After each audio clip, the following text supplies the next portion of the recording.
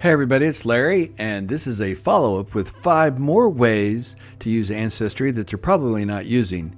These are so good that we actually find some information out in one of them. Stay to the end, and I guarantee you'll see at least some things that you're not doing that will help you get past some of those brick walls. Coming in at number 5. One very handy and very underutilized tool is the DNA mapping. You can go to your DNA matches page, and up in the top right hand corner you see the word map and an icon. By clicking on this, it will bring up all of your DNA matches that are fourth cousin and closer all over the world. You can see one here in Scotland, out in Hawaii, and all of these are fourth cousins or closer. Now, this is particularly handy if, let's say in this case, I'm looking for information in North or South Carolina. Well, I can click on the icons and contact those people. Just knowing, that I can locate somebody in an area is helpful, but sometimes you'll actually find the actual surname that you're looking for in that location, and that's just a home run. So I can tell you right now that I did make contact with a relative in Kentucky, and they lived in the same city that my ancestors lived in. They've had the same surname and lived in that area, the family, for 100 years. They knew some information, but they also, more importantly, knew that there was information at the courthouse and in the library in the hometown about the family. And they were able to go there and find the information for the specific questions that I had. That was extremely helpful and extremely valuable. Shout out, thank you, Rick, for that. Anyway, so the DNA, maps, if you haven't used it, consider using it. You can get to it by going to the DNA, go to your matches, and we'll just go through it again. DNA matches, top right hand corner where it says map, click on map. And again, these are fourth cousin and closer. And if you want, you can filter out, take yourself off, take the fourth cousins off, take the third cousins off, take the second cousins off. So you can get right down, granular. Some of you may have a lot in that area, some may not.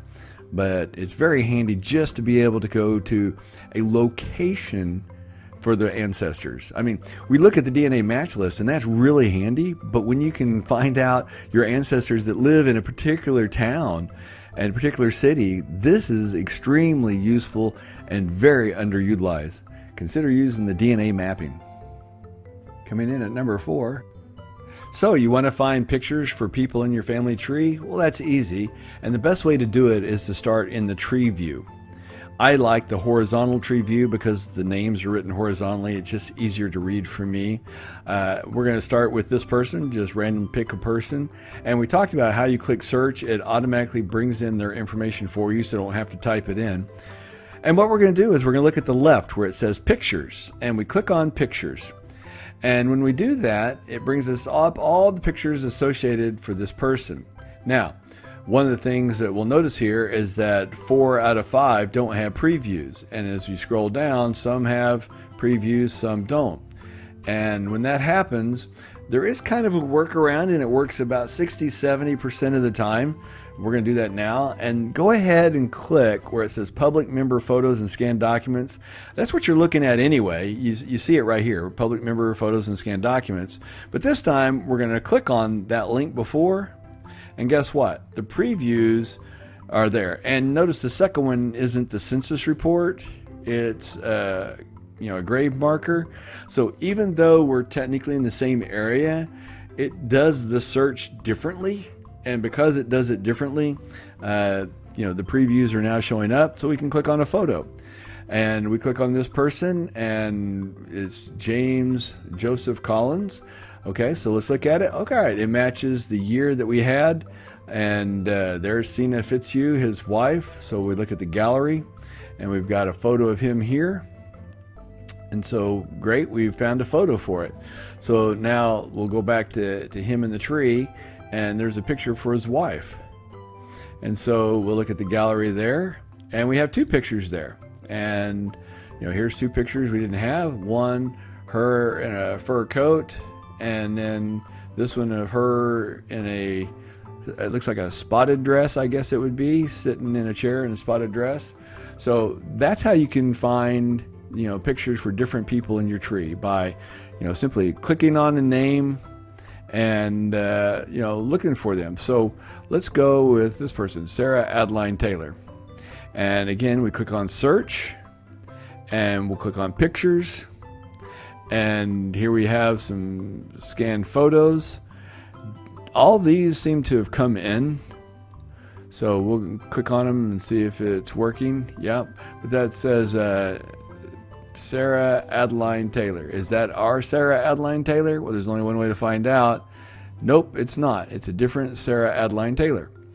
So, while it looked like we could have found a picture, we can't just take it because it has the name. And when that happens, sometimes you have to, click on the birth year and say exact, and that'll help filter out some of those that are not, the person we're looking for. We still maybe get false positives, but that'll help, sort some of this out. That's an interesting photo. I have no idea what that is. Sarah Elfair. I hope I said that right. Don't want to offend anybody's ancestor. So I don't see any for our Sarah Taylor, and sometimes that happens. Now, when that happens, another way to do it is go back and do the search. But this time, instead of looking for the photos, we're actually going to look in the family trees, because a lot of people will have the pictures in the family tree. So we're going to do Rick and Kim family tree. And here we go. We've got, pictures here, and we've got several pictures. There's got one of Sarah close up, Sarah and her husband James in front of a car. And here it looks like she's got the Bible and probably just come out of the church, and then some family photos. So if you're wanting to know how to find family pictures, that's the best way to do it. You want to go to your tree and simply click on the person. In this case it was Sarah. Click search, let it autofill, and then click on pictures. And then if the pictures don't bring up any of the pictures of your person, then the next thing you can do, you edit it, the search, do 1879, still doesn't bring up any of your people. Go back to the all categories, and you can do family trees. And then, just look at the family trees. And in this case, go to gallery, and you can find the photos. So that's how you can find pictures, the best way to find pictures for all the people that are in your family tree that you've already documented, and see if anybody else has pictures that you can use for your tree. Coming in at number 3. Okay, so you've done your DNA matches and you sorted them by families. Now it's time to go back and do all of those family name searches that we did before, because before, we couldn't get a whole lot out because we didn't know where exactly they fit, or even if they were related to the McFarlands at all. Well, here are people that have the McFarland, name in their tree, but we're going to look specifically at those distant ones that I've identified, and I know that they're in my McFarland. I've identified them. So here is a 19 centimorgan match and a 40 centimorgan match. So I'm going to give you an example of what I was able to do with this match in particular. They had one McFarland, which was Ninny McFarland. And I'll just scroll down and bear with me here. Sorry if you're on a big screen. This Ninny McFarland, I was able to go here and get the information from this tree, because I had family stories that the James Larkin in my tree had a sister, Nancy, that was nicknamed Ninny. And she was a couple years younger. Well, my James was born in 1960 and she was born in 1964. Nancy, it fit. But more importantly, they had census report information that allowed me to match up with the census reports that I already had for my person. And that just extended my search capabilities, because now I can search for all the people in these censuses and also on the names of these people to see if anybody in their trees had something. And they did. And by finding a piece of information in that tree, I was able to actually piece together and figure out who the parents were for sure. I had a death certificate that had the names, but I couldn't find any corroboratory evidence. And by doing this search, I was able to find this information, go back and get with the other information and prove it. So if we go back to our matches and do the search again for McFarland, And this time we're going to go to the one that's even more distant out. Because you searched for the names already and sorted them out by family lines, this becomes extremely powerful because you're not guessing that they're in the tree. You know they're in the tree. So we got the McFarland, Cora Nancy. Okay, so Cora was actually James Larkin McFarland's daughter. I know this. Okay, here it says Kentucky, died in Oklahoma, but he lived in Dunklin, Missouri for a while. And then he had his daughter Cora. And then Cora Nancy actually lived in Granite Greer for a while. And James, there's a 1910 census report with James living there. So, finding this information, for Cora, and these censuses here, I'll just pull it up, the same census information. You see my James Larkin McFarland, her dad actually lived there. Okay, so this information is huge. Now that we have our DNA matches, hopefully you've turned on the beta features where you can color code all your family lines and start sorting them out. And don't be afraid to put them into, to multiples. But once you do and you have them, sorted out like that, search for the family names again and look at those more distant matches that come up with those family names. And there are some great clues to be had that maybe we overlooked before because, I searched McFarland's, but they're 40 centimorgans or 20 centimorgans or 19 in the case of Haley. And they're like, okay, well, what am I going to find useful there? But now that you know for a fact that you've identified that they're in that, in this case, the paternal line for McFarland, that information just becomes a huge benefit. So all of those family names, after you've sorted it, go back and search them again. And I think you'll be surprised that you're going to find some more clues and maybe break through some of those walls. Coming in at number 2, an underutilized tool is DNA circles. So we're going to look at the DNA circles, and we're going to start with my wife's DNA circles. Here we have the second great grandmother.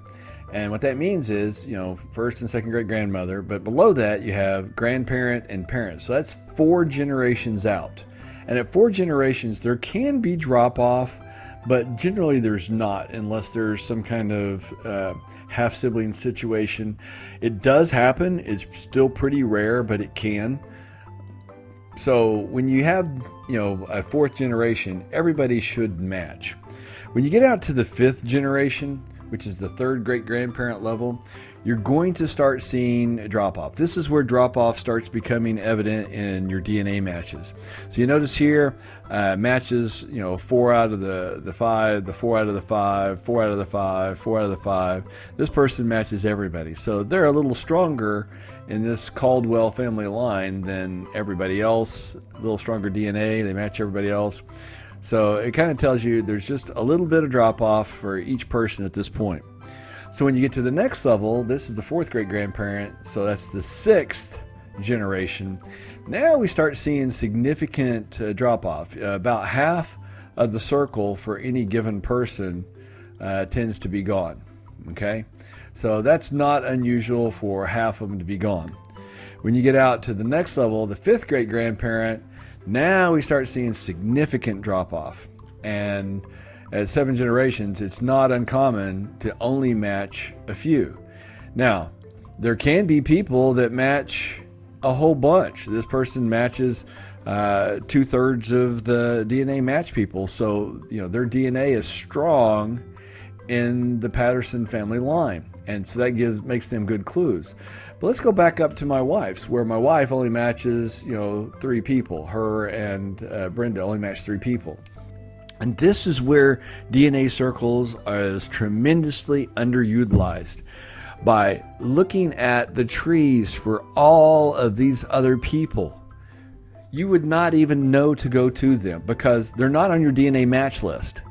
So if you're looking at your DNA matches and working off of that like I do, and you're not using DNA circles, you would never know to come to the MH tree or Martin Asher or Cecil Frost, the group, Robbins and Hepworth and all of these people.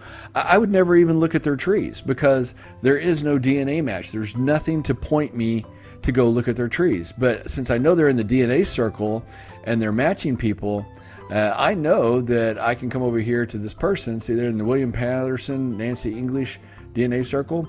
They may have the information for Patterson that I'm looking for. So they've got several Pattersons, 1753. They may go William Patterson, 1753. Do they go further?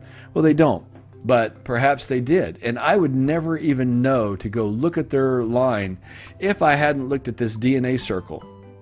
Okay, so actually that was probably the wrong one because that's the one I had there. So let's look at one of these DNA circles here, the ED. So let's look at Dave.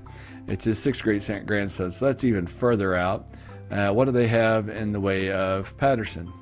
He didn't even have Patterson on his match list, even though he's DNA matched. So he doesn't even have it. So he could use this tutorial and go to these trees and fill it out by going to the people that he didn't necessarily match. Because remember, he didn't match a lot of the people. You know, he matched 1, 2, 3, 4, 5 people. So he's got all these other people that probably have some really strong, trees. So the Maud Patterson group, okay, that's us. So he matches us, of course. Iris, here's the 3 members here, TB managed. So by looking at what they have for the different names, here's, look at there, William Patterson. See, I stop at William Patterson, and here's a person who I would have never thought to look at, and honestly, I haven't before today. And it looks like this William Patterson here, the parents are going to be Robert Patterson and Elizabeth King. Okay, so that's a potential breakthrough on the family line that I haven't looked at, hadn't considered, and done because, well, I didn't look at the DNA circles. I told you it was an underutilized tool, and I just exampled me underutilizing it. It can't get more proof than that. So if you're not using DNA circles, remember, that just because you don't match them all, if you're at a 2nd great grandmother level or grandparent level, you should. 3rd, you probably should. By 4th, it's a 50-50. 5th and on, it gets, where there may only be a couple of matches. It's not unusual to only have a couple, but you'll find some that do match, more of the tree. So if you're not using DNA circles, I strongly recommend that you use it. And in the case of my wife's, like here, look at all these people's trees. These are potential clues. In the case of what we just exampled, there is a potential breakthrough that we had just right here while we were discussing it. Coming in at number 1. One of the new features that came out with the beta tools is My Tree Tags, and it's definitely an underutilized tool, and most of us are just figuring out how to use it in our trees. So I'm going to go over it real quickly. You can start in your tree view or go to the profile view, but it's best if you start working out of the tree view because there's so many things you can do right out of your tree view.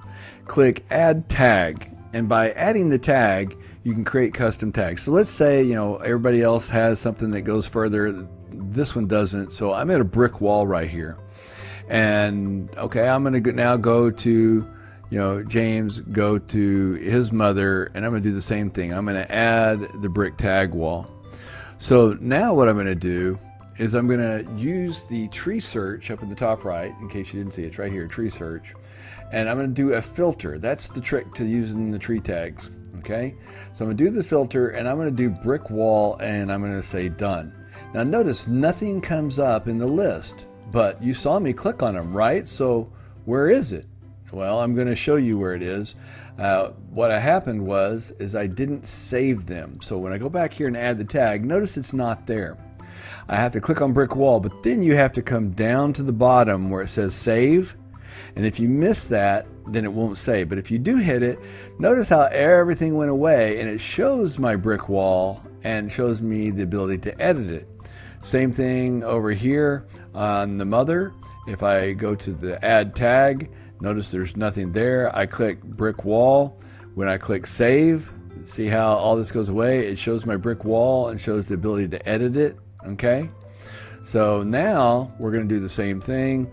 We're going to go to tree search, do our filter, and brick wall, and hit done. And now notice it's going to bring everybody up in this list that we've marked that to. So we've got Mary Jones and Martha Patterson. So that's very, very handy. So we're going to go back and we're going to clear those real quick. But in order to do that, we pull up the person, and notice under the people with tags, see there's no tag with this person, but we added the tag to Mary, and the tree tag is right here, my tree tags. And if you expand it down, it says brick wall. And that's going to be very handy for quickly viewing, like I want to see if this person was an immigrant ancestor. You can actually click on them and it'll tell you real quick. Or the easiest way would be just to do the search as we showed before. So we're going to click here, remove the brick wall information, and we'll stop like that. Even though those both brick walls, this is kind of a hokey tree and that's not what I'm using this for.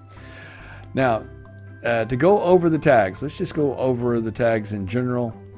So go back and do the add tag. We got the relationship tags, okay? Adopted into this family, adopted out of this family, died young, okay? If you're tracking health and stuff, that's good. Direct ancestor is a good one. Multiple spouses, handy. Never married, no children. That's good information too, because sometimes you'll get people say, okay, well, I've got them married and kids. Well, that person died young and never married. I've got one ancestor, not a direct line, but my grandfather, great-grandfather had a son, and his son went to World War I, was injured, and came home, but never was married and died. Most of the family didn't even know he was there until, I found his information and added it to the tree. And that's one of the reasons I do genealogy, is to preserve the history of our family so that none of us are forgotten. The research tag, actively researching, pretty self-explanatory. Brick wall, complete. It says, I'm confident I've executed this. You're going to find some completes in here. I don't think you ever become completely complete, but because even with my grandparents, I find new stories about them all the time. Unverified and verified, extremely handy. Now the reference tags, these are the ones that are also underutilized. Immigrant. You have an immigrant ancestor has come across, you can identify specifically which ones were your immigrant ancestors. And I think that's huge. Military service, for those researching for DAR or SAR, or maybe, one of the Civil War, groups. And royalty and nobility. I know a lot of people research their lines to see if they're related to royals, and they make connections. My Basie family tree was very strongly connected into the royalty of both Scotland and England and France, because, well, they all kind of intermarried, I think. So, I think that's a good tag. None of my tree on now shows that kinship like that, but it was. These are huge. The DNA tags. Please take time to read these notes. DNA connection. The person is a relative on a path between a DNA match and a common ancestor. A DNA match is this person is on your DNA match list, and a common ancestor, this person is a common ancestor between you and at least one of your DNA matches. So read those and please use them in that manner. If we're consistent about that, it will help us all in the long run, because at some point I'm sure we'll all see each other's tags. But those are huge, and there's a very distinct difference between a DNA match, they're on your match list, a DNA connection, this person is a relative on the path between a DNA match and a common ancestor, and a common DNA ancestor. This is somebody that matches between you and somebody else. Those are very distinct categories, and if we use them in that way, that'll be very helpful. And a tag I created is throughline stop point. If you're like me, you've been dabbling with the through lines, you found lots of potential information, and there's just so much, you just can't do it all at once. So what I've done is take them in genealogical order, starting with the grandparents or the parents like it gives you, and then the grandparents and great grandparents, and then whoever I've stopped on, I give them a through line stop point. When I work on them, I take it off, and then when I finish for that day, I give that same person or the next person a through line stop point. And then I can just come up and do a search for it on the tree search, and here's the research, just get rid of the brick wall, but I can do the custom and do through line stop point and search and bring up who I've finished with. Now there's not going to be one in this tree because I'm not searching this tree, so if I was to click done here, it shows nobody. If I was searching on my other trees, it would bring up people. But again, there's my tree tags. Great way to use them. And like I said, if they have a tree tag, when you look at the person, it'll show up with one. Don't forget to save that information. And, again, you'll see it here. Utilize my tree tags. I think that's going to be the fastest way, especially if you have big trees, to get to those endpoints, get to those people you're actively verifying, actively researching, get to those immigrants, work directly with the people, on your SAR, DAR lines. I think those tags are going to be, a huge help. And please make use of the verified, unverified, and those DNA match categories, and please use them in the way they recommended. And if we all do that, it'll help standardize. And I think the more standardization, I think as through lines makes our trees connect better and better, I think we're going to flush out a lot of the problems in a lot of trees. So it's a great time to start consistently. If you're not using my tree tags, I strongly recommend using them. And there you have it, 10 things that you may not be doing with Ancestry that you should. If you liked the video, give it a thumbs up. If you didn't, give it a thumbs down. Leave me a message why in the comments below. And don't forget to subscribe. Click the subscribe button, click the bell notification, and get notified the next time we put out a video. You'll be one of the first to know.